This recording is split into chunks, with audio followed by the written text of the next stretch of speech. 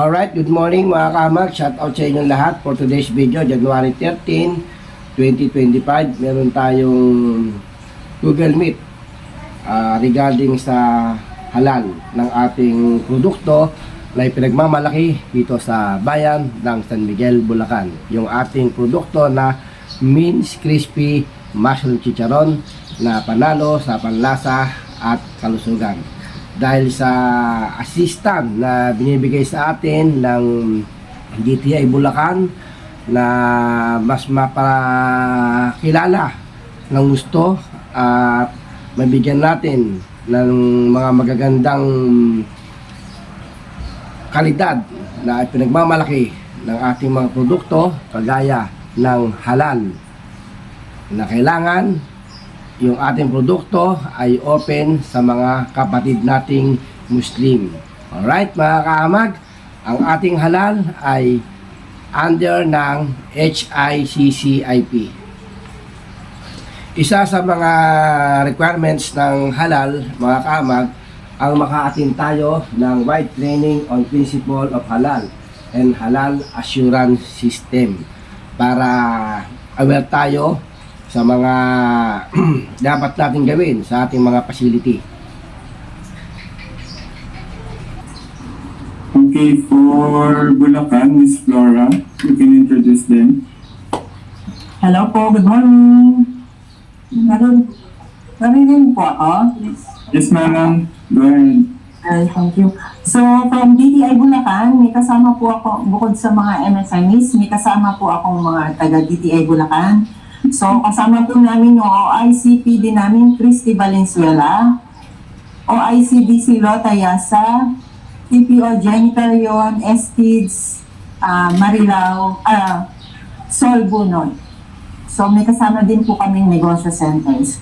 Sa mga MSMEs po natin, kasama po natin ang TLM Yema Bukupay and Pasalubong Center with the honor Ma'am Nora, si Casicom, NPC, si Ma'am Rona, Mince Miraculous Mushroom, si Sir Dexter, at saka yung mga staff po nila. So si TLM Casicom means may mga kasama pong mga staff. So nandito din po si Miyakas Food Products, Lala Sugar Confectionery Products Manufacturing, Taste and Sesam 34-8 Homemade Special Kits, and Inang Enyang 1140. Ay po. Ina po ang lahat sa Bulacan. Thank you.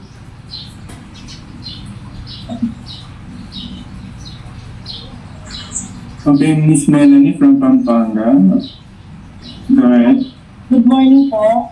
Melanie Kita po from Pampanga. On behalf po kayo sa Eugene po ay sa asawa ko po sa ano po namin, section. Ako po, Lance Pico po at saka sa Sir Emil at saka po si po Eugene and Ella. Pero ako lang po yung naka-online at saka yung mga aking mga MSMEs. Yung MSMEs po namin is Nuts Gifts, Food Products, Tiny Sweets, at saka po Isa Maui po. Lahat po sila on pastries and ano po, nuts. Thank you po. Muli, magandang umaga sa ating lahat. Hindi po available si ARD Richard Simangan this morning, and yun din pong aming Regional Division Chief, nakipag-coordinate po ako sa kanya na kung baka pwedeng siya din ay siya ang magbigay ng welcome remarks for all of us. But unfortunately, meron pong kasabay yung back meeting sa regional office, kaya so wala po ako magagawa. They gave me the honor to welcome you all in our region-wide training on the principles of halal and halal assurance system. So on their behalf, with Regional Director Edna Dizon, ARD Richard B. Simangan, and the whole business development teams in the respective provinces. So, ano pa ba? So I think ito pong ating training for today is one of the requirements, being written in the corrective action and preventive action for compliance natin. And we are so lucky that HICCIP is very supportive of us regarding the compliance, on how to comply with the requirements. So siguro po marami pa po tayong pagtutulungan. And gusto ko rin pong pasalamatan with this opportunity yung auditing team na tumulong po sa atin, headed by Sir Dan Macabago, together with Sir Rashid and Sir Saad. So talaga pong nirikisan nila yung ating dalawang SME na for certification. And at the same time, given the requirements, ay tinulungan naman din po nila how to comply with those requirements. So, naintindihan po nila yung level ng ating mga micro SME at ang sabi nila ay ibinabagay naman daw po yung requirements dun sa scale ng ating mga SME.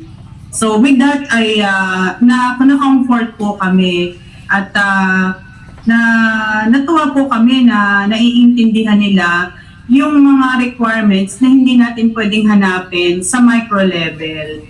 Thank you very much to the auditing team. And with that, sa ating mga MSMEs na nandito ngayon, gusto kong pasalamatan din kayong lahat, not just for Nueva Ecija, Kasi kung hindi kayo halal ready, wala din po tayong ma-accomplish. So it pays na you are FDA certified, ang inyong mga premises ay malinis, maayos, and the products are good for the consumers have undergone yung mga laboratory test, microbiological test, yung mga water test ninyo. Nakita natin na assured ang product nyo, at hindi kami napahiya sa ating auditing team. Maraming salamat po. So welcome again sa ating training on halal principles for today. We hope na marami pa tayong matutuhan at maging confident tayo if ever na we will have more MSMEs na tutulungan natin in the years to come to have their halal certification and to guarantee yung quality ng produkto natin, mai-offer natin ito hindi lang sa Muslim community na ating mga kapatid, kundi isa itong assurance na ang produkto being FDA and halal certified is truly safe for consumption ng lahat ng consumers locally and for the international market. With that, maraming salamat po at sana mag-enjoy po tayo, ma-achieve natin yung goal natin for today's seminar. Maraming salamat po. And God bless us. Mr.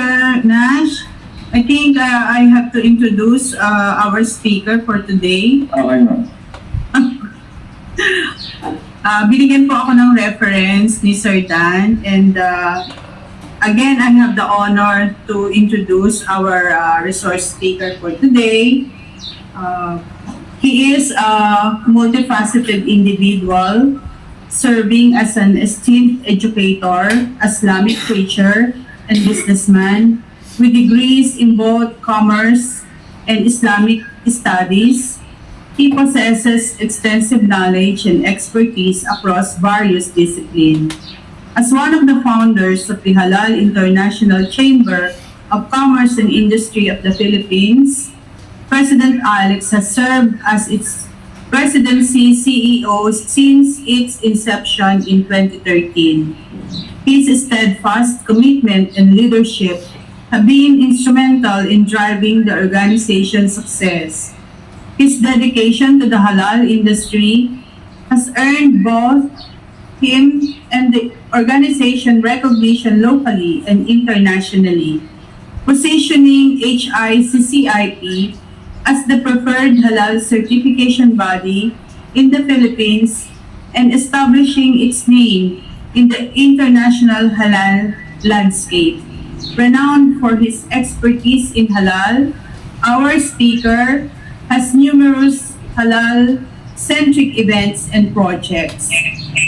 As an educator, he has made commitment to provide quality education that integrates Islamic values with academic excellence.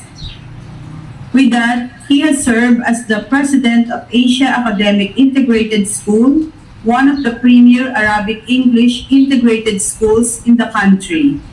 His experiences growing up in a community lacking quality education, combined with his current efforts to provide it, have fueled his dedication to educating the underprivileged.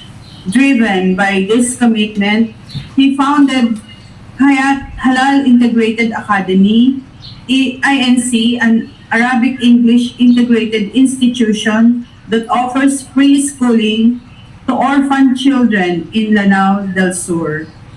At present, our speaker is the President and Chief Executive Officer of the Halal International Chamber of Commerce and Industries of the Philippines and Chairman of the Hayat Integrated Academy Incorporated.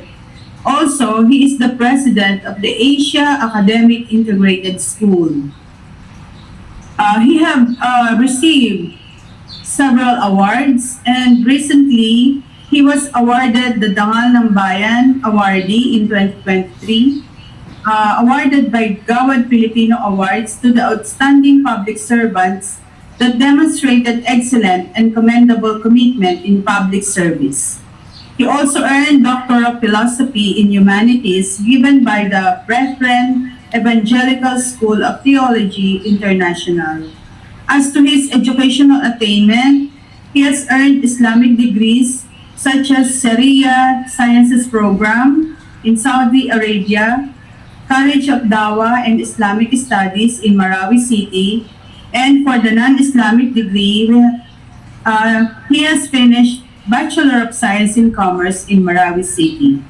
There are so many seminars and trainings he have attended, and the most recent is in 2023, the Global Halal Summit, the 13th Halal Certification Body Convention by JAKIM in Kuala Lumpur, Malaysia. And so many trainings, I think no need to mention. Please welcome with great honor our resource speaker for today, Mr. Ustaz Alexander Sultan, PhD. Let's give him a round of applause. Ma'am, thank you, Daisy. Thank you, Daisy Mansano of DTI Nipaisiha.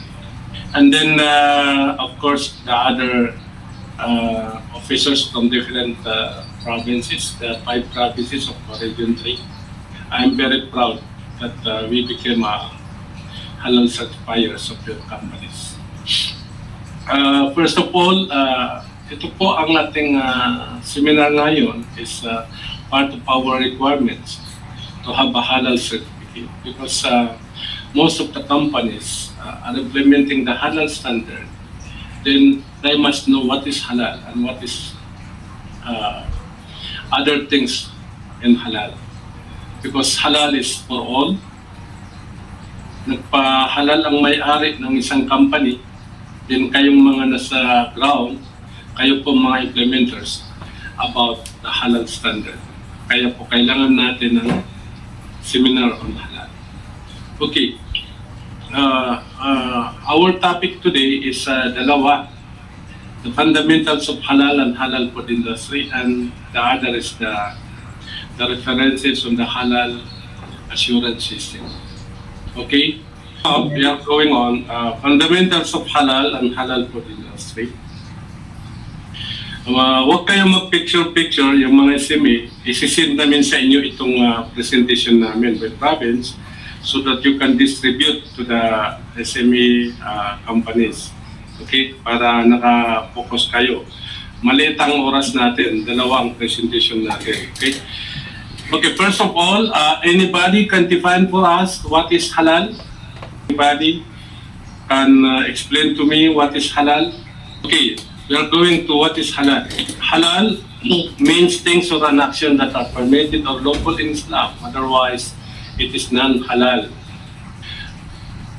When referred to food or non-food products, it means that they are allowed for consumption or use as permitted based on the Sharia law. That is what is halal. It's a simple explanation of halal. Okay, halal derived from Sharia law, from Holy Quran, the holy book of the Muslims, which is from Allah, our Creator, and the Hadith, the traditional life of Prophet Muhammad, peace be upon him. Al-Ijma, the consensus opinion of the Muslim scholar, the analogical deduction of the Muslim scholar. Okay. There is an opposite of halal. Pinatawag nilang haram. Haram is the opposite of halal. Okay, there is a opposite of halal, meaning haram. Haram is the opposite of halal, meaning unlawful or prohibited action and things, and animals not permitted by Sharia law for consumption or use. Itong halal at haram, magka-opposite po yan. Ang halal, pwedeng kainin, pwedeng gamitin, pwedeng gawin. Yun ang halal. It's not only an material, but kahit yung action natin pwede maging halal, pwede maging haram. So, if it is not allowed for consumptions or use, meaning that is not allowed, that is not permitted, so meaning that is haram. The difference between haram and halal is haram, the doer of haram has a punishment. Okay, the difference between haram and halal is the doer of haram has a punishment from our God. That's why the Muslims are not allowing themselves to do what is haram dahil may punishment po sila. Isang nabanggit ng ating propeta Muhammad, peace be upon him, ang mga taong nakakakain ng haram, ang kanilang dasal ay hindi tinatanggap sa 40 days na araw. 40 days hindi tinatanggap ang kanilang dasal. That is how different the haram to the halal. Kaya po ang mga Muslims, pag natawag na haram, pag natawag na ipinagbabawal, hindi po nila kinakain dahil doon sa kanilang dasal ay hindi tinatanggap. These kinds of things, we are talking about faith-based. Yung mga taong religyoso. Hindi natin pinag-uusapan ng mga taong sinner kasi yung mga taong sinner, kahit anong tribo, anong gusto nila, ginagawa nila. Okay. There is another thing, masbuh, a food designation in Islam, meaning doubtful and suspected foods are labeled masbuh. When it is unclear, it is halal or haram.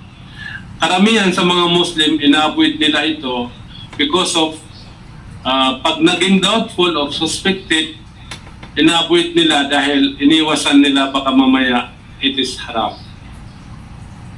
There is a things najis. There is a najis, things meaning ritually unclean. According to Sharia law, they are pigs and dogs and their derivatives. Halal foods that are contaminated with things that are non-halal. Halal foods that came into direct contact with things that are non-halal. Any liquid, including pus and object discharged from the orifices of human being and animals, katulad ng urine, blood, vomit, placenta, and so on, they are najis. Carrion or halal animals that are not slaughtered according to Sharia law, also najis. Wine, meaning the khamr in Arabic, wine. Yung mga alcoholic beverage and food or drinks which contain or mix with wine ay mga najis po ang tawag doon. Yun po ang mga hindi pwede. That is also confirmed as haram. That is part of haram. Kung may mga katanungan kayo, mamaya mayroon tayong open forum. I-take note lang ninyo para continuous tayo. There is a types of najis. There is a severe najis, medium najis, light najis. Severe najis, katulad ng mga dogs and pigs, and other descendant and derivatives of these two kinds, dogs and pigs.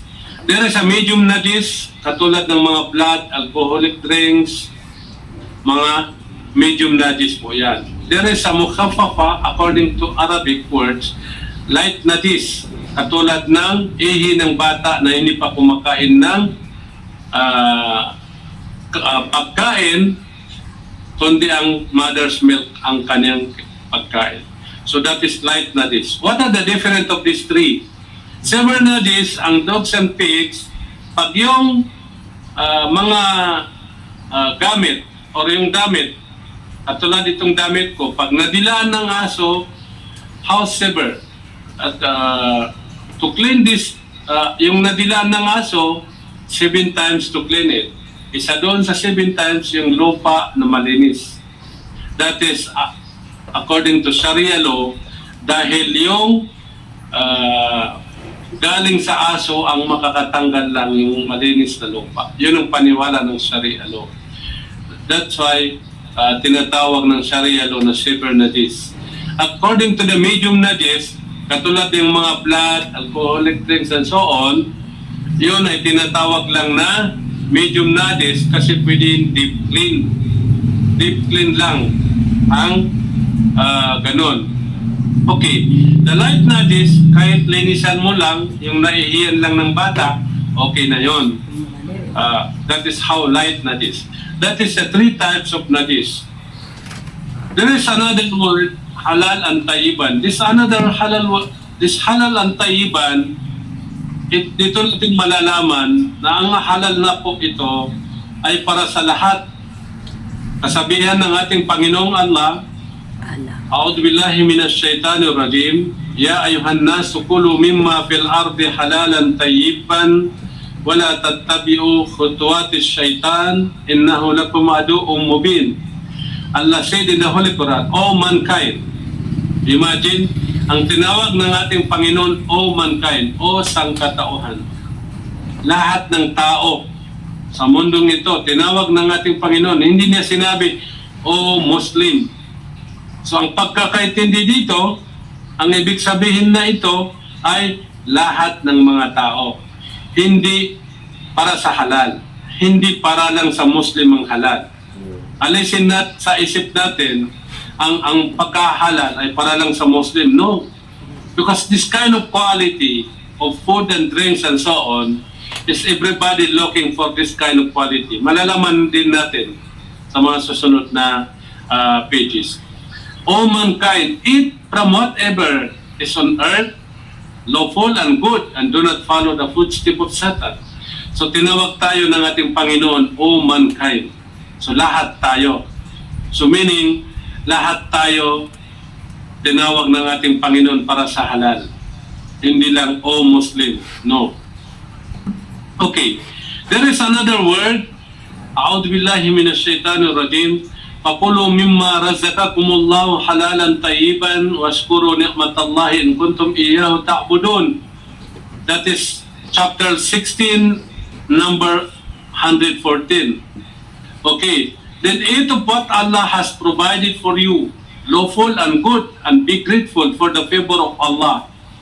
So, kasabihan to ng ating Panginoon na natagalig ka sa atin lahat. Okay? So, ang pagkakaintindi dito ay dapat ang ating kainin ay ang halal lamang. At lawful and good. Magkaiba itong lawful and good. In Arabic words, halalan tayyiban. Malalaman din natin kasi may lawful, may halal, pero hindi good, hindi maganda sa atin. Pero may maganda, hindi lawful. Kaya dapat, in the things, kailangan itong dalawa, lawful and good siya. Malalaman din natin. Ito po yung halal and tayyiban. Ibig sabihin, wholesome, safe for consumption, clean and hygienic, nutritious, quality, authentic. This is the tayyiban. So, this kind of quality, everybody looking for this. Hindi lang Muslim ang naghahanap ng ganitong quality, but everybody. Di ba? Kaya ang halal ay para sa lahat, hindi po sa Muslim lamang. Okay. Ito po ang example. Yun po. Yung kamatis, the plant, napakaganda. But if it is with bacteria or hindi malinis or hindi maganda sa katawan mo kung kainin mo, hindi po siya good. Kaya halal po siya pero hindi good, kaya hindi po pwede. So kaya kailangan sa isang bagay, nandoon yung halal, nandoon yung lawful, nandoon yung good. Oh. Kaya may FDA tayo just to screening our product if it is good for our health or not. Yan po din ang halal. Dapat good for our health. Every harmful to our human health is bawal. Okay? What are the source of halal food and drinks? The main source of plant, water, and animal. So therefore, the plant, water, and animals are all halal except those identified haram. Okay, here is land animals and water animals. Okay, all land animals are permitted to be eaten except animals not slaughtered according to Islamic law. Yung mga animals, kahit halal animals, pag hindi nakatay sa pamamaraan ng halal, hindi po siya halal. Ano nga ang example? Katulad ng baka, katulad ng manok, katulad ng kambing. Pag hindi po siya nakatay through slaughter, through halal way, hindi po siya pwede maging halal certified. Pangalawa, pigs, dogs, carnivorous animals, birds with claw, animals which are permitted to be killed, katulad ng rats and others, animals and insects forbidden to be killed, katulad ng ants, bees, and so on, animals which are generally considered as repulsive, katulad ng lice, flies, and so on, yan po ay hindi po pwede kainin hindi po pwede maging halal. So, animals permitted to be eaten except this kind of this following. Kaya hindi po yan pwede. Lahat ng nabanggit yan. Okay. Water animals are those which live in water. Permissible if it is, wag lang maging poisonous, intoxicated, and harmful to human health. So all water animals live in water except it is poisonous or harmful to human health, ay pwede. But if it is poisonous and harmful, it is not allowed. Okay, plants. All types of plants are halal. Huwag lang maging poisonous, intoxicated, and harmful to human health. Kasi po may mga plants na hindi po pwede. Katulad yung kahit halal po siya, but it is not good for us, hindi po pwede. Kaya talaga ang halal, inalagaan niya ang ating pagkain. Okay, drinks. All form of water are permissible. Huwag lang maging poisonous, intoxicating, and harmful to human health. Islam forbid the intake of alcoholic and intoxicating drinks. Katulad ng mga beers, water mixed with filthy water or food, this with wine and alcohol, mga bawal po yan. Ang mga alcohol ay bawal. Bakit bawal? Dahil ang kasabihan ng ating Propeta Muhammad, peace be upon him, ang mga wine, yung mga nakakalasing, mula maliit hanggang malaki, hindi po pwede. Mula isang patak ng wine, maihalo sa isang inumin o isang pagkain, hindi po pwede ang yung bagay na nahaluan ng isang patak ng wine. Because it is identified na haram. So all identified materials, it's not allowed in halal, hindi po pwede. There is no deal about that. Okay? Okay, the other foods, drinks, and ingredients allowed for Muslim. Ito po yung allowed for Muslims. Kanina, ang pinakita na atin sa inyo, yung mga not allowed. But today, those allowed things for Muslim. Okay, number 1, does not contain any parts of products of animals that are non-halal by Sharia law, or any parts of products of animals which are not slaughtered through halal way. Lahat ng mga bagay na non-halal by Sharia law or any parts of products of animals which are not slaughtered. Pag nandoon ito, hindi po pwede sa Muslim. Okay. Pag wala ito, allowed for Muslim. Ang pagkain ng isang Muslim does not contain any najis according to Sharia law. Kanina, nabanggit natin anong ibig sabihin ng najis, ritually unclean. And there is 3 types of najis. Pag nandoon yung najis, hindi po pwede. Safe for consumption, non-poisonous, non-intoxicating, non-hazardous to health. Kailangan safe for consumption, hindi makakasira at hindi hazardous to human health. Sige. Or not prepared, processed, or manufactured using equipment contaminated with najis according to Sharia law. Ito po yung bakit ipinagbabawal, yung sa mga manufacturing company, dapat separated ang mga, kung sa restaurant, separated ang mga utensils and other facilities, separated ang kitchen. But for the manufacturing company, dapat separate ang mga machine, separate ang mga and other equipments para maiwasan ang contamination. Dahil pag nagka-contaminate, nagiging haram. Pag nagkaka-contaminate, ang halal, yung halimbawa, yung equipment mo, ginamit mo doon ng mga ipinagbabawal sa halal, tapos after that, hindi mo nalinisan ng maayos. May sapatos ko. Ginamitan mo ng halal, so maaaring mag-contaminate, kaya hindi po pwede sa halal yon. Opo. Pag gagamitin mo sa haram, tapos gagamitin mo ulit sa halal, dapat ma-implement to ng cleaning system sa halal. Mas mahihirapan ka if you make or you manufactured some pork, hindi po pwede, mahihirapan ka kasi 7 times to clean it. Kaya dapat mas maganda separate ang mga equipment. Okay. Number 5. Does not contain any human parts, nor its derivatives that are not permitted by Sharia law. Imagine, walang human parts. Mayroon palang gumagamit ng mga human parts na ginagamit sa mga material na binibinta. Sinong may alam dito? Ang mga restaurant, sa mga cosmetics, may mga ginagamit dito na human parts. Sinong may alam? Anybody knows what are the human parts na ginagamit sa product? Ginagamit sa restaurant? Yung mga human parts, katulad ng placenta, katulad ng fetus.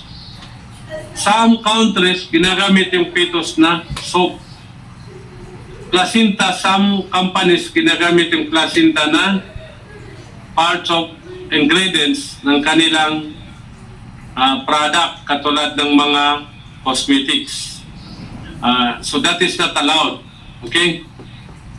Ang kasabihan ng Allah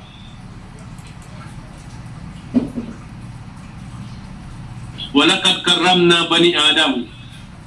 Nilikha ko ang mga descendant of Adam na ginagalang ko, tapos nagawin mong pagkain ang katawan ng tao.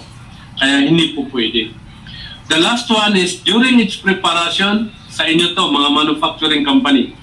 During its preparation, processing, handling, packaging, storage, transportation or serving, distribution, the food or drinks is physically separated from any other food that does not meet the requirement of Sharia law.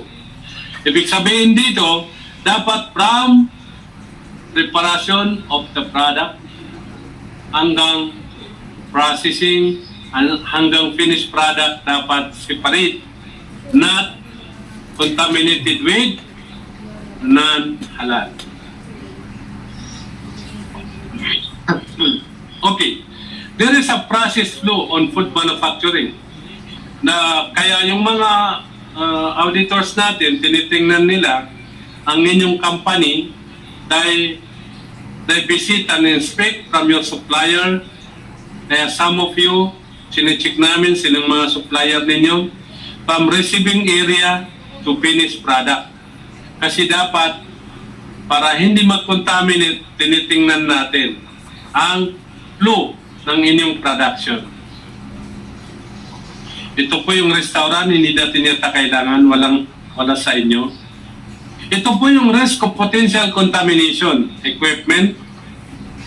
Pag the same equipment, magkakakontaminate. Pag same location, magkakakontaminate. Same personnel, magkakakontaminate. And same vehicles, possible na magkakakontaminate. Kaya dapat iwasan ito magka-contaminate ang ating product so that hindi magka-problema ang ating product. I'll give you a very short story. One of the company here in Philippines sent a products somewhere in Middle East. Pagdating sa Middle East, I don't want to mention the country. Pagdating sa pier ng isang country ng Middle East, nag-random sila sa product. Kumuha sila doon sa mga container. Anong ginawa nila? Dinala sa laboratory.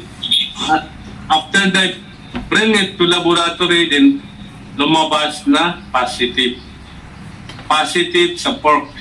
Anong ginawa nila? Inold nila ang product, yung shipment, sa pier at inulog sa dagat. Hindi nila ni-receive. Kumakausap ang ating kumpanya dito sa Pilipinas para kunin nyo na yan para walang ulitan. Sabi ng mga Muslim, hindi naman pwede ang halal na ngayon pakainin mo ako ng haram tapos anyway, ngayon lang walang ulitan. Kasi po pag nalaman mo na haram siya, hindi mo pwede kainin. Pag kinain mo, may punishment. Ang iyong buhay at yung dasal ay hindi tinatanggap. Kaya inulog nila sa dagat ang product na shipment from our country. Kaya dapat hindi nagkakakontaminate kahit halal yung product, pero dahil na-contaminate, na-found out na isang company na malaking company, may corn beef na naging contaminate with pork. Kaya dapat separate ang equipment, separate ang process and product. Okay. Ito po yung katibayan na madali lang pala magpahalal. Kasi po ang ating pagkain, source of our food at plant, water, fish, animal. This kind of sources ng ating pagkain is pag hindi mo hinaluan ng nadis, not harmful, no haram derivatives mix, siya po ay halal. Lahat na kanina nabanggit natin, all plants are halal except it is poisonous or mixed with haram, halal po sila. But if you mix with haram or mix with najis or harmful to human health, talagang bawal. So all the human body, all the people, lahat ng tao ay ayaw nila pag naging harmful sa ating human health. Kaya dapat tayo ay maingat. Okay, mayroon dito sa baba na talagang walang deal. Not slaughtered through halal guidelines. Kahit halal po siya, katulad ng baka, manok, kambing, and so on, talagang walang deal. Haram po siya. About non-halal animals which are identified haram, like pork and dogs and so on, talagang walang deal. Haram na haram. Hindi po pwede. Okay? So, ang different is, yung halal, pwede maging haram. But halal, hindi po pwede maging haram, hindi po pwede maging halal. That is the Alright, mga difference. kamag, Okay, bibiyahe tayo another ngayon. difference. Kukuha Okay, tayo ng ito po yung ating mga fresh pagkain. mushroom dito sa Lahat Ginto, to. Bulacan. The fruits, Ayan, vegetable, plants, fish, lahat halal. Water, lahat halal. Huwag lang mahaluan ng ipinagbabawal dahil hindi po pwede makontaminate.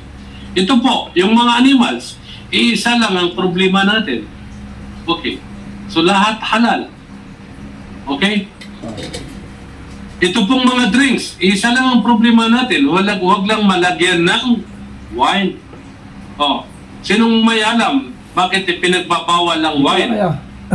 The reason is dahil nakakalasing at pag nalasing ang isang tao Kaya tayo mga na nawawala sa sarili, Ayan yung maaaring magawa niya ang pinagbabawal dahil sa kalasingan. Ang ating Panginoon o ang Ano yung halal dito? ay hindi niya gusto ang mawala ka sa sarili. Dito. Dahil pag nawala ka sa sarili, nagagawa mo ang mga anumang ipinagbabawal dahil hindi mo naintindihan ang sarili mo. Any questions, guys? You can proceed with your questions. Ako po, Sir Alex. Ay, Ma'am Daisy, yes. Ako. Yes po. Ma'am Daisy po ng DTI Nueva Ecija. Nabanggit niyo po kanina yung water, kailangan po pala yun kailangan din pala na ipahalal certify kung ang product mo ay drinking water. Yes. Yes po. And also po, nabanggit niyo rin kanina na ang something na haram can be transformed into halal, but a halal not to haram. So yung example niyo po kanina, yung wine. So yung wine po ba ay hindi ina-accept as halal, hindi ina-accept for halal certification? Any kind of wine, even fruit wine? Kasi po dito sa amin sa Nueva Ecija, meron po kami mga MSME na nagpo-process po ng mga tropical fruits like guyabano, bignay, banana, ganyan. And they process it into fruit wine. Gusto ko lang din pong maklarify kung hindi ito ina-accept for halal certification. Thank you po, sir. Okay, thank you, Ma'am Daisy. Okay, what I said a while ago is yung haram never maging halal. Opo. Yung halal pwede maging haram. Oh, okay. Because of contaminations Okay and po. other process. Okay. So, yung wine, pag wine, katulad ng sinabi ninyo, pag tinawag na wine na nakakalasing, hindi po pwede. Ang tawag sa Arabic, khamr. Basta nakakalasing, hindi po pwede. Dahil na-identified na yan na haram. There is no deal about that. Yeah.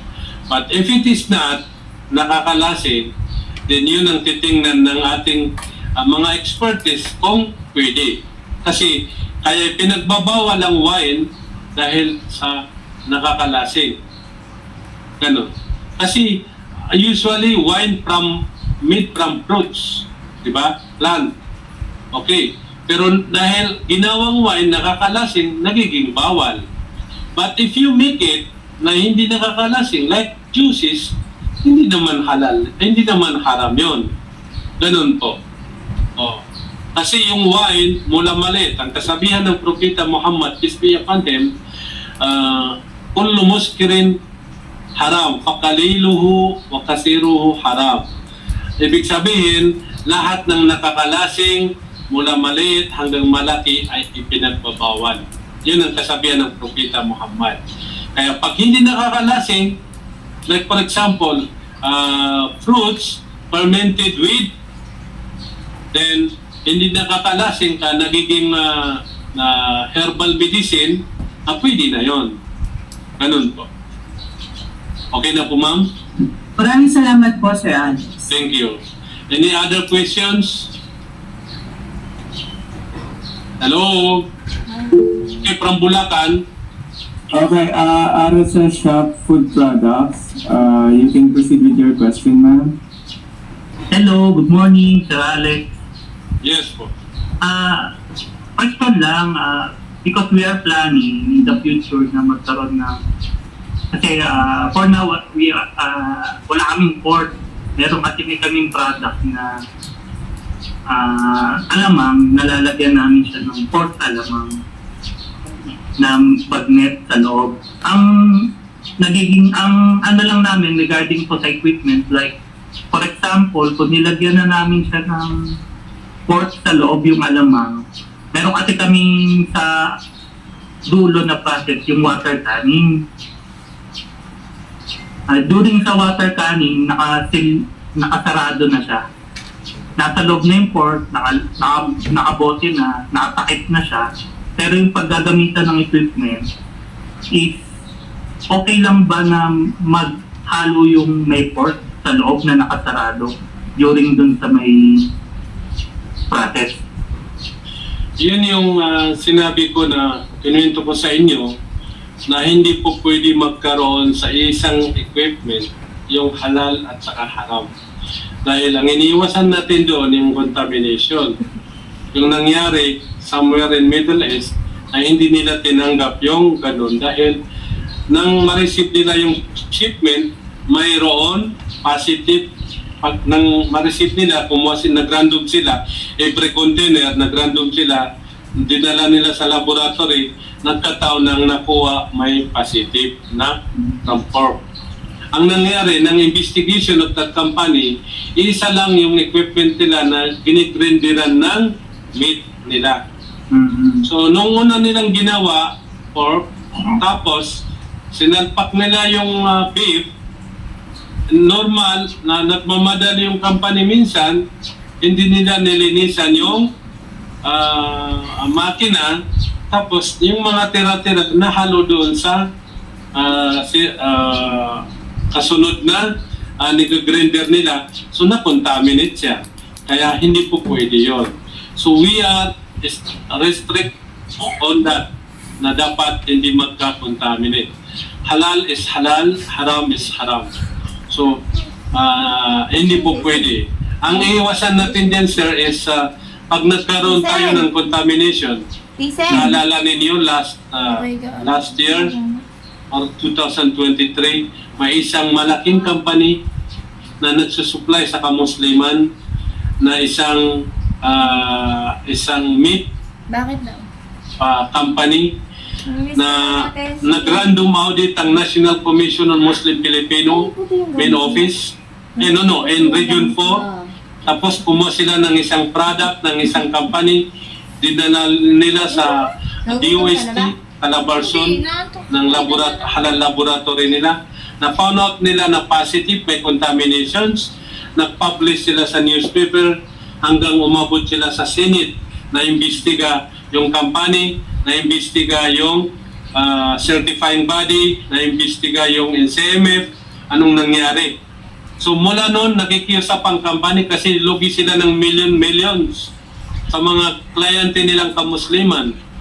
So sabi ng mga Muslim leaders na hindi pwede na kubayin kami ngayon ng haram, tapos bukas walang balikan, walang ulitan. Kaya mula noon, hindi sila at palugi ngayon ng company na yun. Kasi alam ko at nakausap din nila ako na lumapit sila sa amin at tulungan sila. Pero dahil na-skandalo sila, na-issue sila, naging national issue, hindi kami tumulong dahil baka madamay pa tayo doon. Yung isang certifying body na damay hanggang ngayon, hindi naka-sulpot, hindi nakalabas at hinahanap ng mga kamusliman sino yung certifying body. Kaya dapat we are hoping, bakit hinuhold natin ito, kailangan mayroon tayong mga seminar na ganito, halal awareness to know, ipaalam natin sa mga kliyente natin anong ibig sabihin ng halal at anong ibig sabihin ng haram, yung mga bawal, nang maiwasan natin ang mga ganyang pangyayari. Ganun po. Okay po. Thank you po. Thank you po. Salamat. Okay, other province, baka may mga tanong pa kayo?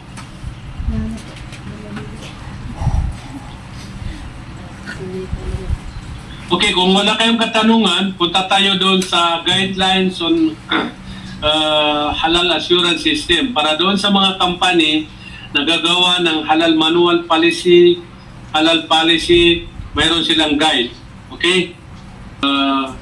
Halal assurance systems promotes the effectiveness of halal standard implementation, and it will bring simplicity to the application for halal certification process. Halal certification promotes the trust and confidence of the halal consumers, especially Muslim, who are the prime target market of the owner and company management. Halal assurance system provide guidelines and procedures in developing and improving, tracing and monitoring the necessary steps on the halal standard implementation.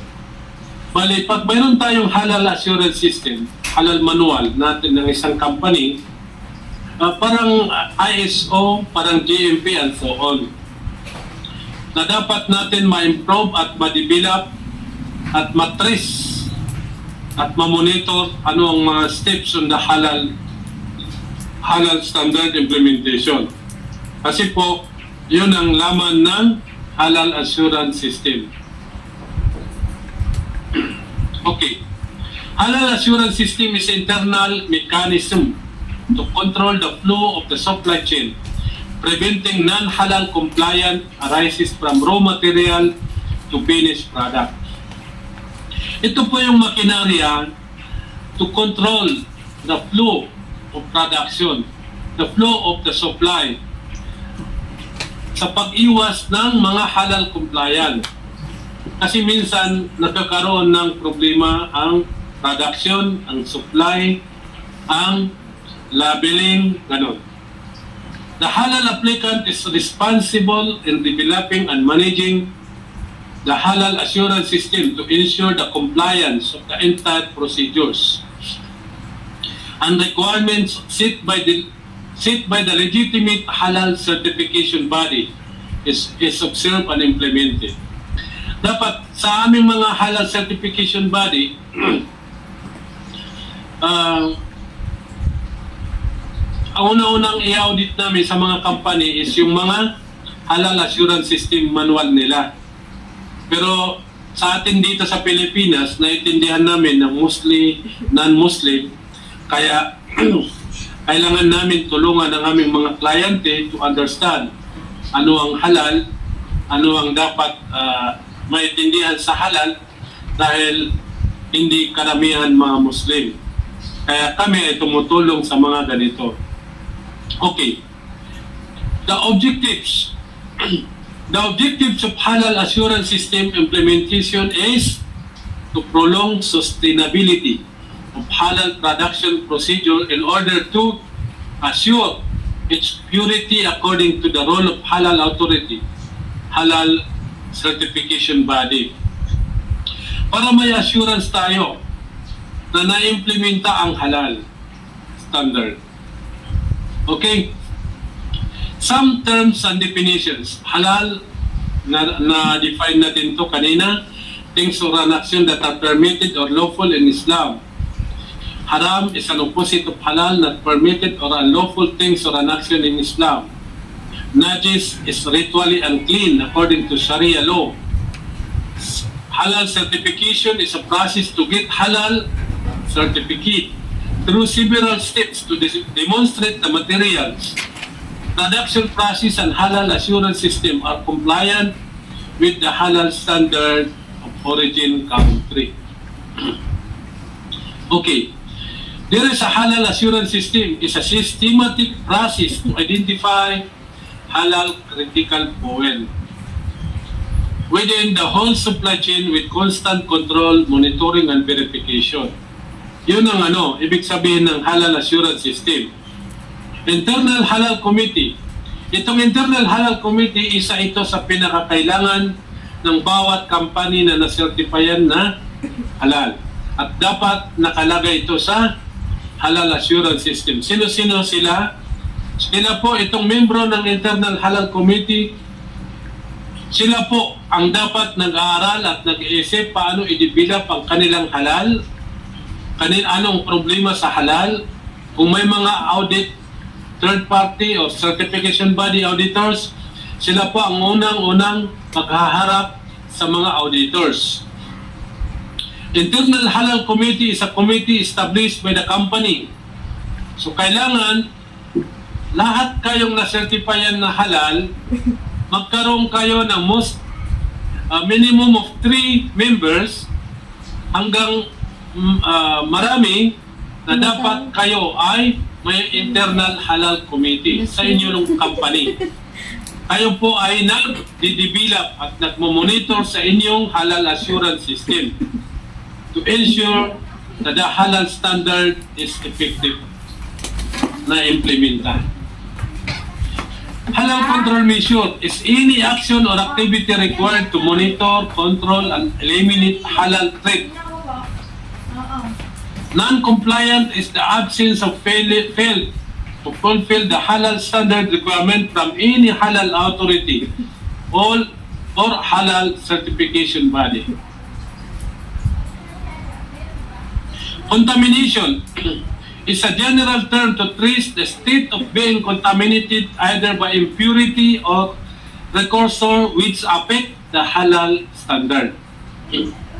Traceability is the ability to follow the movement of an item by means of documented, recorded identification. It includes of product, process, and distribution. Halal critical point. Critical points in the whole supply chain which if identified, controlled, and monitored and eliminate the possibility of halal non-compliant. Nabda mo ba ako ng lotion?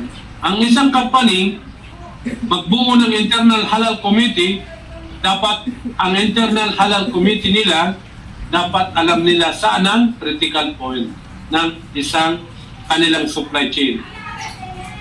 Kanilang flow of production. Dapat alam ng internal halal committee. Okay. Verification. Verification is the use of formula or techniques in addition to those used in monitoring to trace if the halal assurance is compliant or the system needs modification or revalidation. Dapat mayroon tayong program na verification by the internal halal committee. Corrective action is any action to be taken when the result of the monitoring at the internal halal committee indicate a loss or control. Pag may problema tayo sa supply chain natin o sa production natin sa loob ng ating kumpanya, dapat ang internal committee gagawa ng corrective action. Mag-action sila agad. Ano ang gagawin nila doon? Kasi pag hindi nila pinabayaan nila, dumating ang mga auditors natin, doon nagkakaproblema ang problema. So don't forget that we release our certificate. There is a last paragraph that if any violation of the halal standard, maaari namin pwede cancel ang inyong certificate or is-suspended. Okay, the principles of halal assurance system. Halal assurance management system is established and developed by the company client for halal certification, which is focused on tracing non-compliant on halal, segregating non-halal from halal, and or eliminating non-conformance on halal requirements. Halal assurance management system should include this following. Number 1, effective product recall procedure. Dapat mayroon sila. Anong procedure nila sa recall, product recall? Effective documentation to enable traceability. Dapat yung documentation ay effective. Hindi nilalagay lang, nililihim lang sa drawer. Pag may audit, saka na lang titingnan. Dapat may recording tayo. Every, from raw material to finished product, lahat, everything. Kasi po, pag mag-audit ang mga auditors and the renewal, yun yung mga kasama sa tinatanong nila. Number 3, proper filing system of halal application, documentation, procedures, and record, which shall be made available for any audit activity. Dapat yung mga record natin, always prepared, always ready, para kung mayroon tayong mga random audit, mayroon tayong mga third party like the Halal Board, Philippine Halal Board members, mayroon silang mandato na pwede mag-audit sa mga nasi-certify namin kasi po every 3 months mayroon kaming report sa kanila. Sila po ay namimili kung saan ang irarandom nila. Dapat kailangan yung mga documentation, procedures and records ay prepared always. Hindi po nakapadlock sa mga drawer. Internal Halal Committee members must be knowledgeable in halal standard. Okay. Ang pagkakaintindi dito is yung may knowledge sa halal standard ang dapat membro ng Halal Committee. Ang halal certification requirement. Kayong mga naka-attend dito, kayo ang prime na maging internal halal committee ng iyong company. The internal halal committee must have an activity for review the effectiveness of halal assurance system implementation periodically. Dapat yearly, nire-review ninyo ang record ninyo, ang implementation ng halal standard, or immediate review if necessary when control is unproductive. Kung mayroon bang mga nangyayari, unexpected mga nangyayari sa kumpanya, dapat immediate review by the internal halal committee ang kanilang documentation, ang kanilang flow para maiwasan yung mga dapat natin iwasan. Internal halal committee shall consist of at least 3 members or more. If mayroon kayong Muslim staff, dapat membro doon sa mga halal committee. Purchasing officer, kailangan kasama doon dahil siya ang may control ano yung mga binibiling supply. Supervisor or any fitted official as halal coordinator of the halal internal committee. Dapat yun ang priority na membro. Pwede rin naman dagdagan, pwede yung manager, pwede yung mayari, pwede kung mga SME tayo, maliliit na kumpanya, at least sila po ay kasama sa field na nagtatrabaho. Okay? Implementing halal assurance management system focuses on this following. Okay. Dito tayo nakafocus. Una-una, determination of halal critical points. Dapat, sinabi ko kanina, ang internal halal committee dapat alam nila saan ang critical points ng kanilang company. Find out all possible sources of contamination throughout the supply chain that can drive to non-compliant to halal standard requirement. Dapat kayong internal halal committee, malaman ninyo saan ang critical points ng inyong company, inyong flow of production, and your supply chain, nang malaman ninyo saan ang dapat lagi natin nimomonitor para maiwasan ang pagka non-compliant to halal standard requirement. Number 2, development and verification of flow chart. Kayong membro ng internal halal committee ang nagde-develop at nagbe-verify sa inyong flow chart. Have to develop suitable flow chart which consists of all steps involved in the whole supply chain process. The internal halal committee shall verify the movements in the flow chart against the actual operation by supervising on-site observation. Flow chart is a potential tools to find the halal threats and control measure to implement halal standard. Kayong internal halal committee, dapat kayo ang nagde-develop. Kung may mga problema, kayo ang nakakaalam muna. Hindi isumbong sa inyo ang inyong mga worker sa field, sa production, hindi niyo malalaman. Dapat mayroon tayong supervision. Number 3, implementation of halal control measure. Pag mayroon kayong ginawang corrective action, dapat i-monitor ninyo.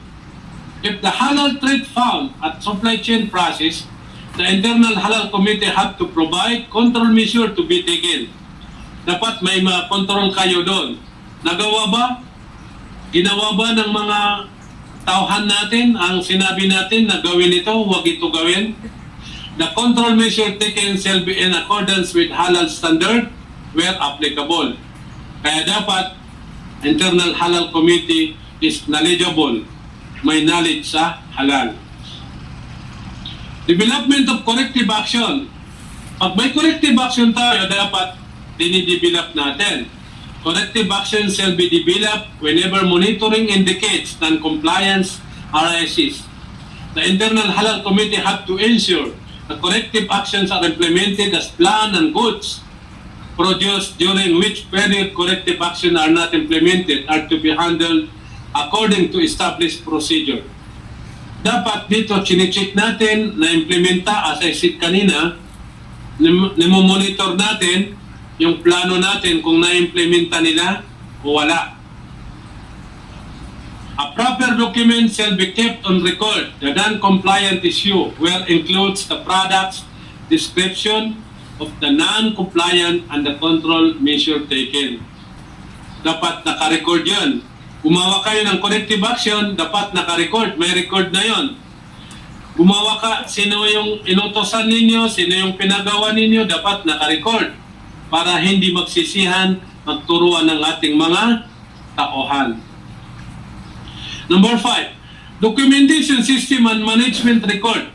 Itong isa sa pinaka-importante. The Halal Internal Committee provides and keep going the effective record keeping system as evidences on the implementation of Halal Assurance Management System. All records for at least 1 year past and present are always available for review and audit purposes. All records are duly signed by the personnel in charge. Dapat yung mga record may signature ang ating personnel in charge doon sa mga issue para hindi magturuan yung mga tao natin. Dapat yung mga naka-record, always keeping system, ebidensya natin yon kung na-implementa o hindi. Ebidensya natin yung record natin kung ginawa ninyo o hindi. Kung ano ang nabili ng purchasing officer, yun ba kaya nagka-problema o hindi? The essential documents are include this following. Ito pong mga importanteng documents. Okay. Manual Halal Assurance System dapat always prepared. Roles and responsibilities of internal Halal Committee and personnel in charge of Halal Critical Point. Doon sa internal Halal Committee, isa doon ang in charge sa Halal Critical Points. Dapat. At nakadefine anong roles nila, responsibilities nila. Minutes of the internal Halal Committee regular meeting. Dapat ang internal Halal Committee may meeting. Pwedeng by quarter o by 6 months, depende. How critical yung production, yung company natin. Pag hindi naman gaano, wala tayong ginagawang mga non-halal, pwede rin every 6 months. Okay? At yung minutes na yun, sa pag-evaluate, pag-monitor, pag-supervise sa ating company, dapat nakatago. Keep the record. List of halal treats. Dapat inililista anong mga halal treats sa atin. Okay. Dapat anong mga instruction on monitoring. Dapat naka-record na yan at nakatago. At always prepared. Hindi po pwede kasi sometimes I'm auditing some companies, sometimes sumasali ako. Pag tinanong, saan yung ninyo? DTI ninyo? Saan yung mga ganitong document ninyo? Nandun sa kabila. Nandun sa main office. Dapat may Xerox copy o may nandun sa production. Kasi pag may mga auditors, iba-iba ang kanilang roles na may mga nagtatanong. Hindi pwede yun na, hintayin niyo ako muna, hanapin kong susi. Nawala kasi ang susi, nawala yung susi ko sa drawer na to. No, dapat always prepared, always ready ang mga document. Dahil hindi lang ang certification body ang nag-audit, but even the DTI, even the DOST, agriculture, tourism, NCMF, and so on, all the members of the Halal Board ng Pilipinas ay may mandato mag-audit sa inyo. Okay, number 6, process verification. The process verification of internal halal committee shall include checking records. Dito, pag mag-verification kayo, shall include checking records and operational compliance of the following.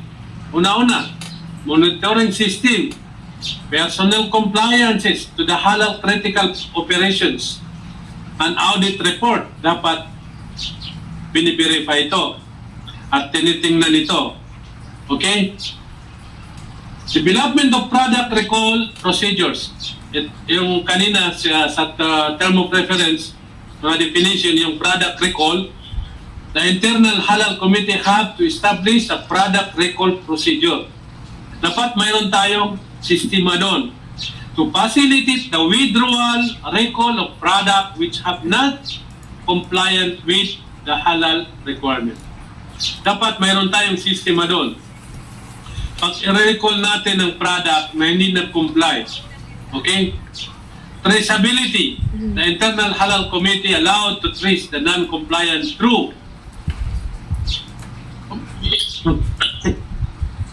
throughout the supply chain of the company.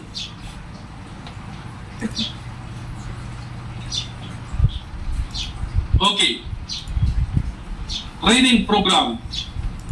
The company client on halal certification must have a regular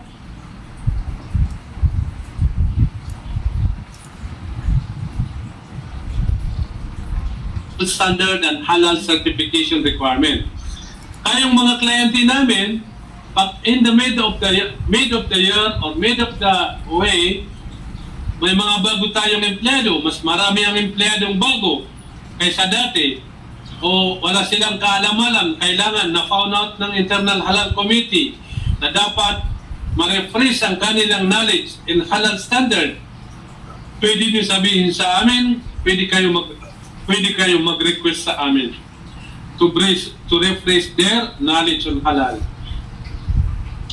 Periodic assessment for the internal halal committee shall conducted regularly to ensure the effectiveness of the roles and responsibility of any officers connected with the implementation of halal standard. Dapat ang internal halal committee ay palaging mayroon silang regular na training para hindi nila nalilimutan ang halal standard dahil sila ang nagmo-monitor ng implementation ng halal standard ng kanilang company. Pag kailangan ninyo, pwede lang kayo mag-request sa amin at sasagutin namin ang inyong oras. Okay. Declaration of halal policy is beginning step and become a fundamental of a company in setting up and implementing halal assurance system. Yan yung halal policy.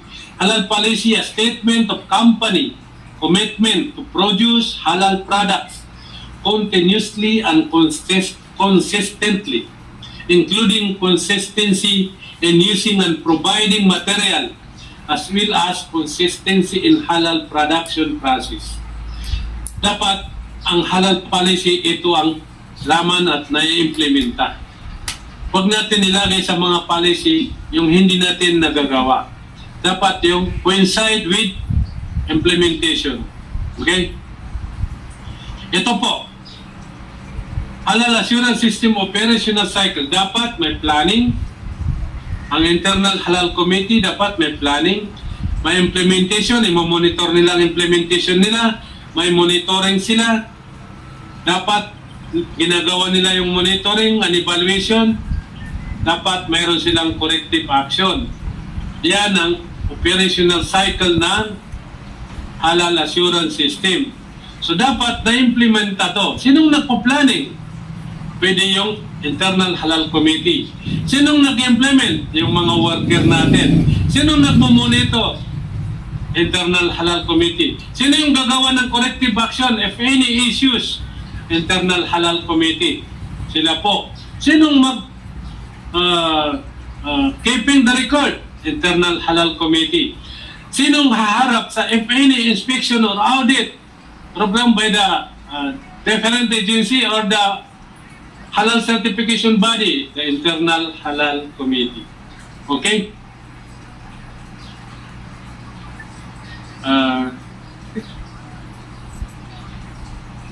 Last, Yes, sir.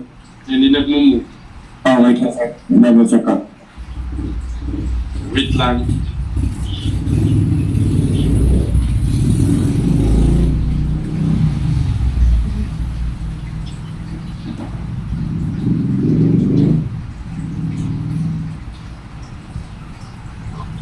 Tapos na. Okay. So, tapos na tayo sa ating guidelines, the very short guidelines on making halal assurance system. Anyway, yung paggawa ng halal assurance system ay pwede naman natin, ang tawag dito, i-combine or integrate with your manual. Like for example, may GMP kayo, may ISO kayo, pwede niyo i-integrate doon. Kasi malaking similarity ng halal assurance system ng halal. Okay? So dahil dito, hanggang dito lamang tayo at pwede kayo magtanong. Sino hindi nakapagtanong kanina, pwede magtanong ngayon or sa presentation na ito. Hello po. Hello, Sir Dexter. Go proceed with your question. Sir, morning po. Question ko lang po, sir. Okay, sir, lago dyan po ba ako, sir? Yes, sir. Rinig ka, sir. Rinig ka. Okay po. For example po, sir, sa isang delivery van po, may nangyari po na hindi po natin inaasahan. For example, nasamaan po ng pork sa loob sa delivery van. Tapos po, nalagyan po siya ng i-deliver na halal food. Ano po yung magiging magiging problem? Okay, ang problema doon is pag na-contaminate. Pag na-contaminate yung product na halal, dun sa non-halal, dapat hindi yun isasali sa production. Hindi isasali sa product yung na-contaminate with non-halal. Kasi naging haram na siya. Okay. Second is dapat yung mga unexpected, normal yan. Pero huwag lang isali sa mga halal product na tinuturo natin. Kahit may nakalagay na logo na halal, sana huwag may halo. Kasi pag na-contaminate with non-halal, na natuklasan ng iyong customer, ang masisira kayo, ang imahe ninyo. Kasi napakadali ngayon, may Facebook, buong mundo nakikita niya. Di ba? At wala tayong control sa customer na yon. Okay po. Ano po kaya siya ng pwede po nating countermeasure po doon? To countermeasure, depende yon. Ano ang na-contaminate? Can you give an example? Like for example, okay, isang container may pork. Tapos sa isang container na may pork, nilagyan mo ng manok. So you cannot do any corrective action that one. Kasi contaminated na, hindi na pwede. But if it is, yung isang van, nandun na isang box, isang container, isang box na nakalabel ng maayos, tapos naipatong lang yung haram na inside the box of the container, hindi nahaluan, hindi na contaminate, pwede pa rin yun. But you have to be sure na ma-clean mo ng maayos, baka mamaya mayroon tayong hindi nakita. Ganun po. Pero hindi na po siya pwede hindi na po siya pwede i-deliver, diretso, pagka po po nangyari. Yun nga, pag na-contaminate, hindi po pwede isama ang halal product doon sa na-contaminate. Yung na-contaminate ng haram, ng halal, hindi po pwede. Kahit on the way ka sa delivery, hindi po pwede ibigay mo yun. Di ba, sabi mo, walang ulitan. Dapat hindi po. Yan yung recall product. Dapat yung kanina, recall product, may sistema tayo doon. Kailangan may recall product system tayo. Sir, thank you po sa sagot ko. Last question po, sir. Pagdating naman po sa pag-decision tech ng pasilidad. Siyempre, gumagamit po kami ng mga liquid material o liquid powder. Ano po yung meron po ba magiging problema po ba? If it is non-halal, yung mga dishwashing material ninyo, cleaning system ninyo, cleaning material ninyo, we highly recommend na ang dapat gamitin ay yung mga halal certified na cleaning material. Yun ang dapat. So if you need the cleaning materials, you can tell me, mayroon kaming mai-recommenda na na-certifyan natin. Okay. Thank you very much, sir. Thank you. You are welcome. Good Dexter. Sino pang magtatanong? Yes. Sir Alex, Yes po, ma'am. Ma'am Daisy po ulit from Nueva Ecija.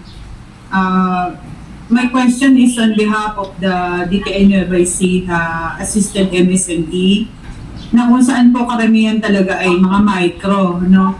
So, doon po sa quality, halal quality assurance system natin, may mga committee, ganyan, na kailangan mag-refresh. Ngayon, karamihan po kasi sa mga micro SME namin, mga working entrepreneur sila. Ibig sabihin, sila yung boss, sila rin yung worker. No? Kung meron mang pumadagdag, mga isa, dalawa, ganyan. So, okay lang po ba na dun sa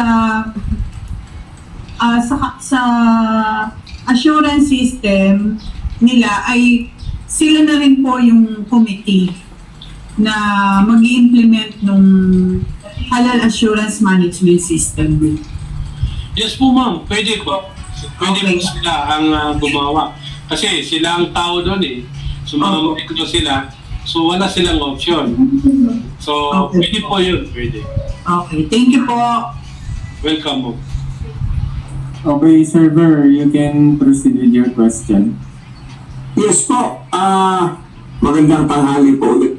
Related po sa question ni Ma'am Daisy, Sir Alex, meron po ba kayong form para mas madali sa amin or templated form para po pag nagawa kami ng doon sa internal committee namin, para po pag nagawa kami ng report or everything, para po yung documentation sa amin is madali namin siyang masundan. Kasi tama po yung sabi ni Ma'am Daisy, karamihan po sa amin eh, kami po kasi yung boss, kami na rin po yung tauhan.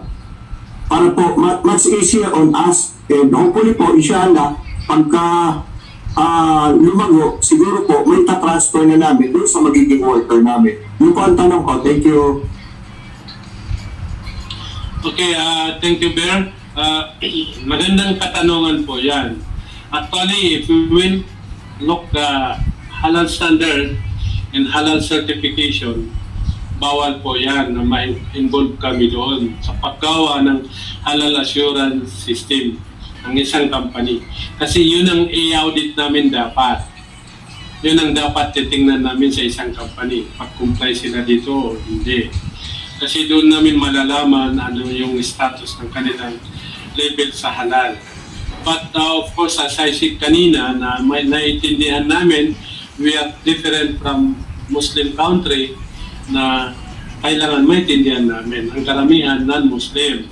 Okay, so we can do that if anybody can going to request the format ng halal assurance systems, pwede naman namin kayo turuan. But individually, hindi natin pwede public dahil bawal po yan sa amin. Conflict of interest yan, is certification body po kami.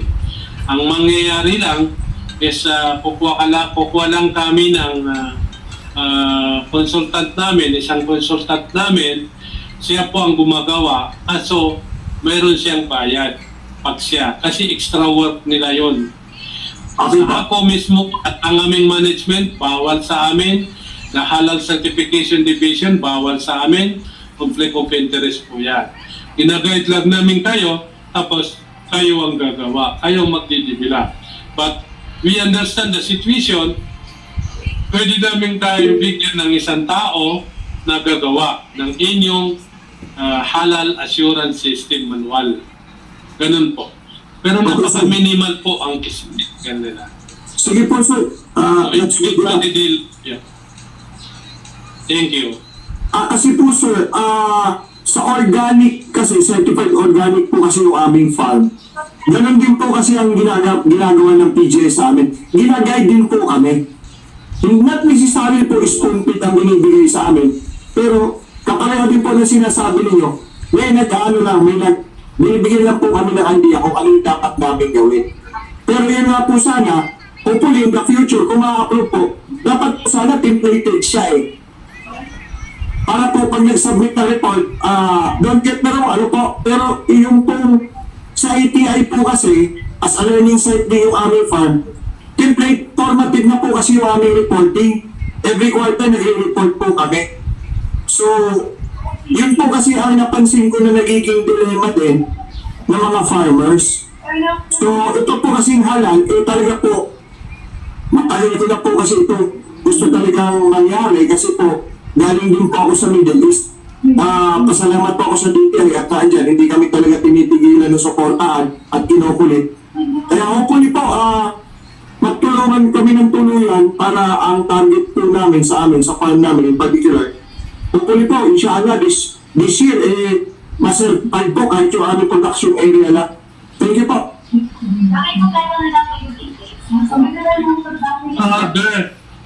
Hindi kayo kasama sa mabibigyan ng certificate?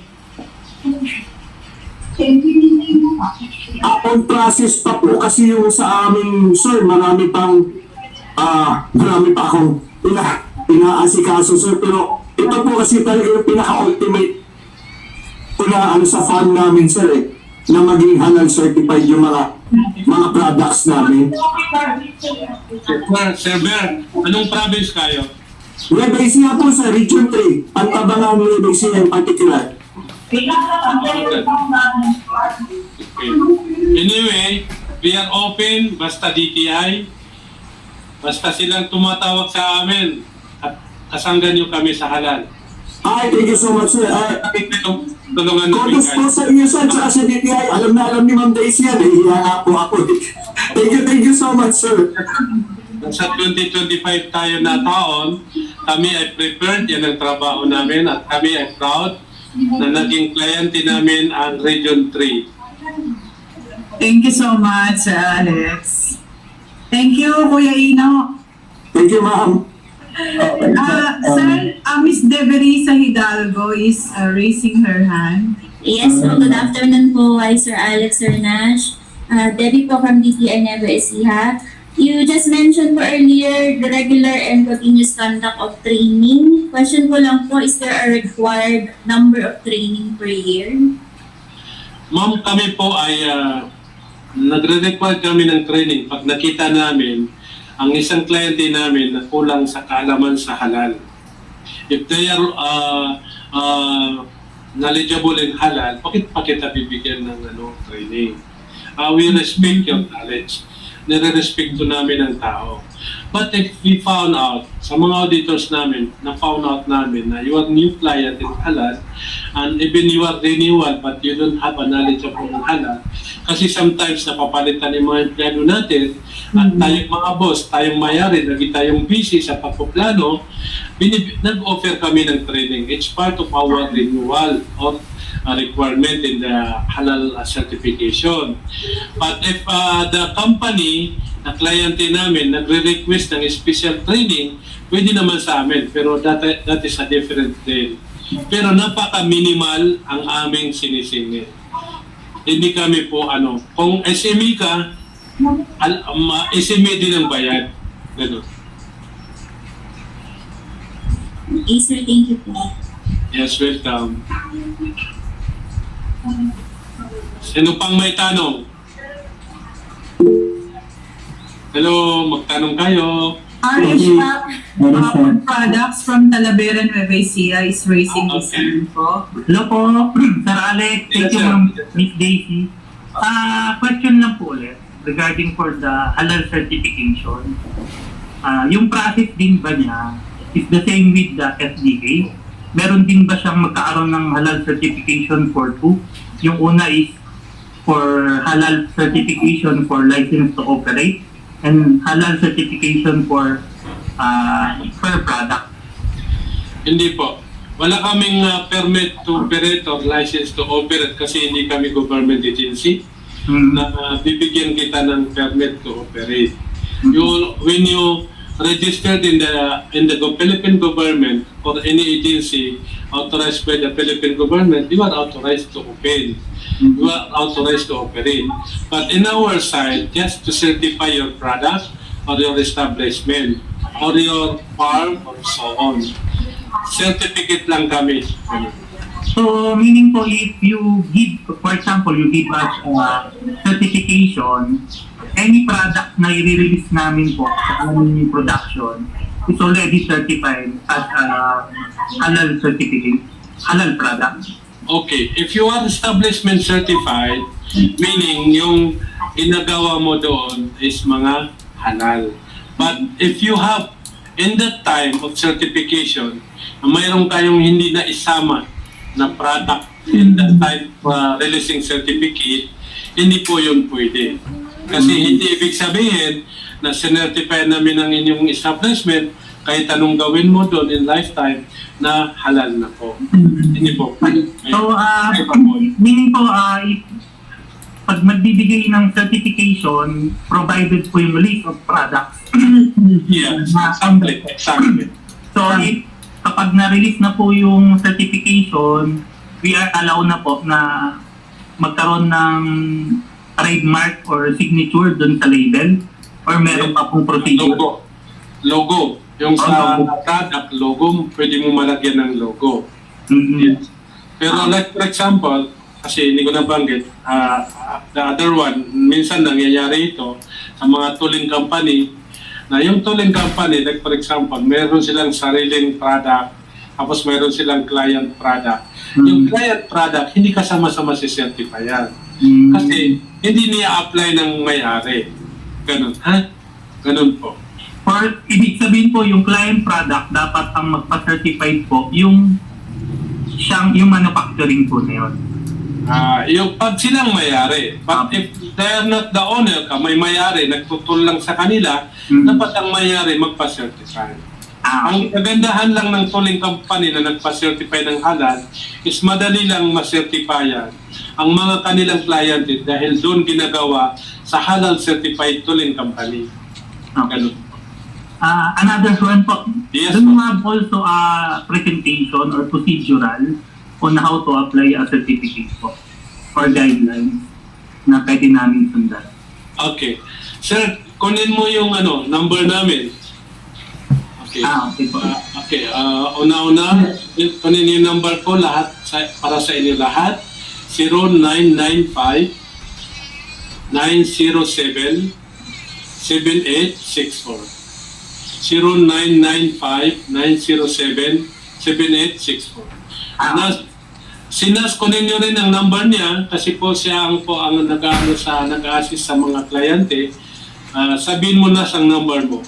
Para any concern on halal certification, pwede niyo kami matawagan at matext. Ayan yung number ni Nas.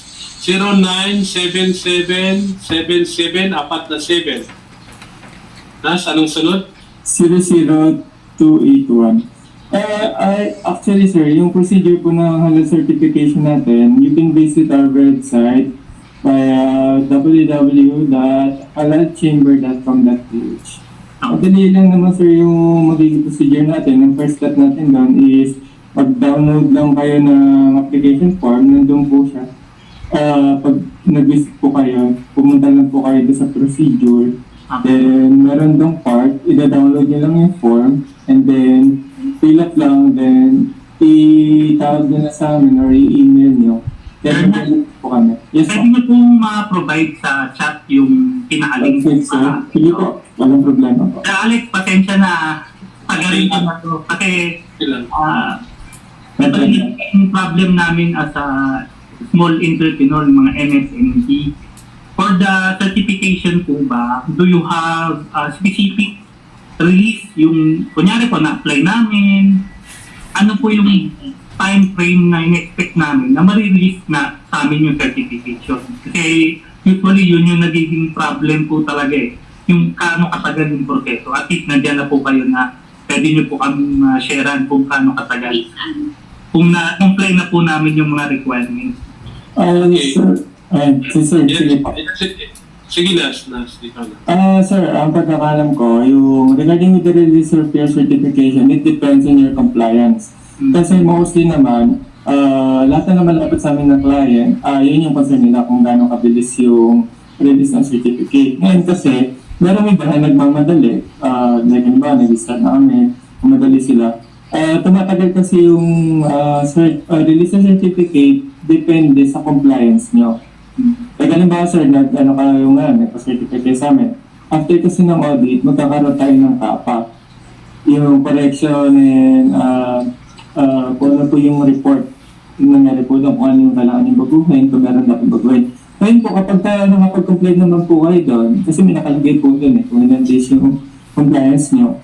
When after that, kapag complain naman po kayo, mabilis naman po ma-release yung certificate, depende po sa compliance nyo. Kung gaano kayo active or kabilis mag-comply, base po doon sa kapa. Okay. Pero po sa visitation request, Po, sir? paano po yun? By schedule o nandun din po sa pagka-ano na? Yung nandun din po sa link. Yung kunyari, mamimili po kayo ng schedule or nakadepende po sa inyo kung kailan nyo po ibibigay. Actually, sir, yung yung audit po, depende po yung sa nagiging usapan namin dun sa kliyente. Kasi po, pwede po kasi mangyari na halimbawa, nagpapacertify po kayo ngayon. Tapos meron po kaming iba ring kliyente. Depende rin po. Kaya po, mostly, nangyayari sa amin is tinatanong po namin ahead of time kung merong preferable date yung kliyente namin for the audit. Kasi meron kasi kaming kliyente na halimbawa, tinanong namin sila kagad regarding dun sa audit date. Ngayon, pag nagbigay kami ng date, minsan sila mismo yung hindi nakakapag-commit. So, ang ginagawa namin, yung kliyente namin, yung tinatanong namin kung yung preferable date nila para if ever mapagkasundo namin yung date na yun, then magpuproceed kami with that date. Paano po yung pasensya na maraming ano po yung practicing? Di ba po meron kaming thank you so much na nagsusupport po sa amin dito sa sector team dito po sa aming GTI Talavera. Pero ang question ko po, paano po kami magre-request ng appointment or regarding concern po regarding po sa request po kay GTI Talavera po o didiretso po kami din pag na po in terms of schedule. Sir, ano yan, sir? Dadaan po ba sila ng DTI or pwede ba silang dumarek sa atin? Depende po yan. Kasi kung halimbawa, hawak kayo ng DTI at sila ang may hawak na mapahalal kayo, dapat dumaan kayo sa DTI. Kasi sila may ano.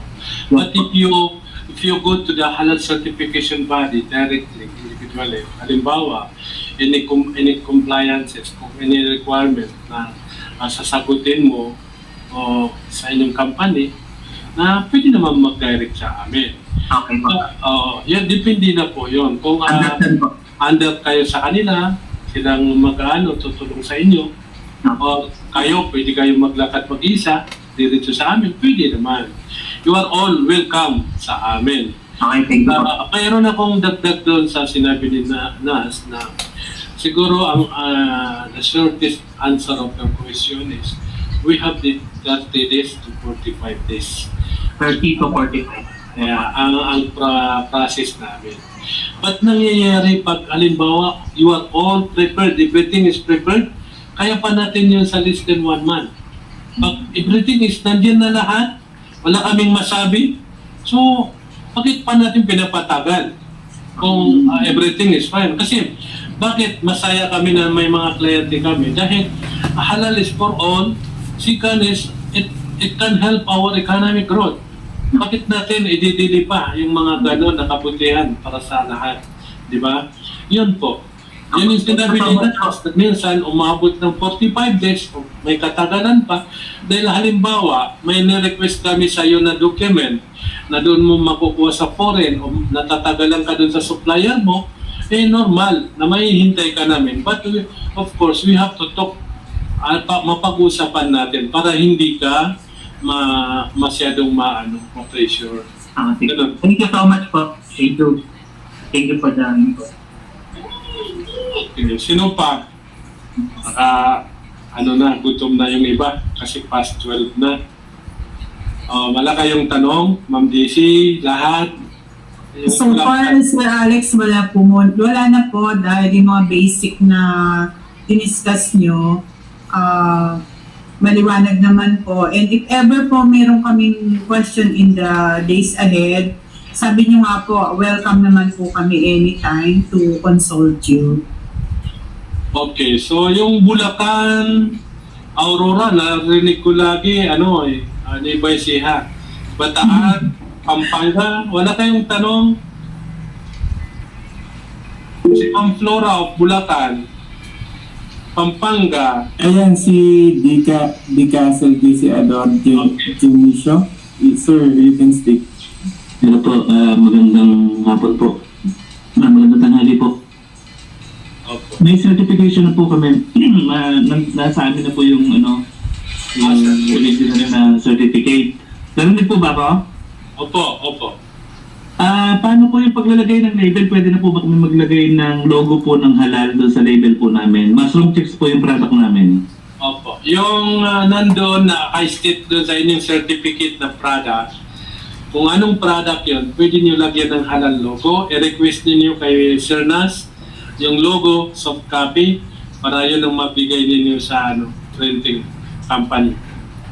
Ay, sige po. Kasi po ako na po ang nagpiprint ng namin, ng label namin. Opo. I-request nyo kay Nas.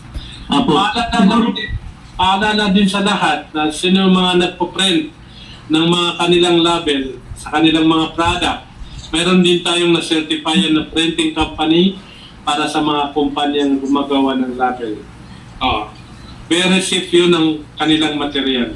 Very safe. Opa. Okay. Anyway, Nas, pwede mo isip sa kanila individually yung logo. Copy. Sige po. Sino pa? Sino pa pong may question yan? Any questions po? Pwede pong tanong. Yung sa Bulacan at Pampanga, may tanong ba sila? Bulacan and Pampanga, anyone? How about Bataan, Aurora? Okay, dahil dito kami ay nagpapasalamat sa inyo, Ma'am Daisy. Thank you din po, Sir Alex. Maraming salamat. Lahat from Aurora, Nibay Siha, Bataan, Pampanga, Bulacan. Kami po ay nagpapasalamat sa inyo lahat. At we are proud na kami ang naging certification body ninyo. Huwag niyo malimutan na nandito kami para tulungan kayo. Huwag kayong matakot sa bayad. Kami po ay tao na intindi. Kami po ay tao na alam namin paano makatulong. Kami ay nagpapasalamat dahil kami ang una-unang beneficiaries ng halal. Kaya yun lang, masaya na kami doon. So, maraming salamat, DTI Region 3. Kami po ay hindi maubos ang aming pasasalamat sa inyo. And we hope this is a beginning that we can continue for the next year. Thank you sa inyo.